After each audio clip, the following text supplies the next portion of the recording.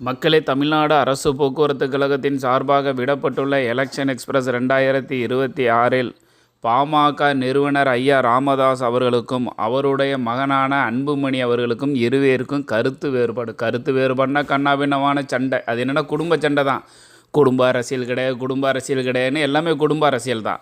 ராமதாஸ் ஐயா என் மகளோட மகன், அதான் மகாவலி பேரனை நான் நிப்பாட்ட போகிறேங்காரு. மகன் என்ன சொல்கிறாரு, என் தங்கச்சி மகனாக இருந்தாலும் சரி, என் அக்கா மகனாக இருந்தாலும் சரி, அவன் இங்கே வரக்கூடாதுன்னு அவர் ஒத்த போகுது சண்டை. இது குடும்ப சண்டையா இல்லையா? குடும்ப அரசியல். அதை விட்டுருவோம். இப்போ பனையூரில் எல்லோரும் என்ன பார்க்கலான்னு டாக்டர் அன்புமணி ராமதாஸ் சொல்லிட்டு போயிட்டார். இந்த அன்புமணி ராமதாஸ் சொன்னது மட்டும் இல்லாமல் அவர் போய் நேராக கூட்டணிக்கு தயாராகிட்டார். எங்கே? ஏடிஎம்கேயில். டாக்டர் ராமதாஸ் ஐயா பெரியவர் என்ன பண்ணார், கோவத்தில் தாங்க முடியாமல் திமுகவில் போய் ஜாயின்ட் ஆகிட்டார்.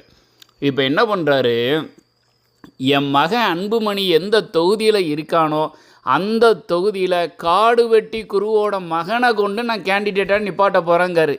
காடு வெட்டியாருக்கு ஒரு சரியான ஓட்டு வங்கி இன்றைக்கு பாமக ஆண்டு கொண்டு இருக்கிறதுக்கு காரணமே காடு வெட்டியார் தான், காடு வெட்டி குரு தான். அதான் காரணம், முக்கிய காரணமே அதான். வன்னியர் ஓட்டு பூரா அவருக்கு தான். அவர் என்ன பண்ணிட்டாரு ஐயா ராமதாஸ் அவர்கள், என் மகன் நிற்கும் இடத்தில் அவனுக்கு எதிர்ப்பாக காடு வெட்டி குரு அவர்களுடைய மகனை கொண்டு நான் நிப்பாட்டுவேன். மாண்டு போனாரே, மடிந்து போனார் அவர் மகன். அனுதாப ஓட்டு மட்டும் இல்லாமல் வன்னியர் ஓட்டு பூரா அவருக்கு தான் விழும்.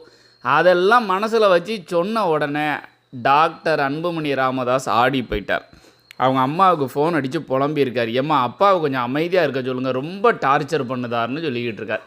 அது மட்டும் இல்லாமல் நேரங்காலத்தை எதிர்பார்த்துக்கிட்டு இருக்கார். அப்பாவுக்கு முடியலைன்னா தூக்கிற வேண்டிதான்ப்பா, நம்மளை வாழ விட மாட்டேக்காருன்னு.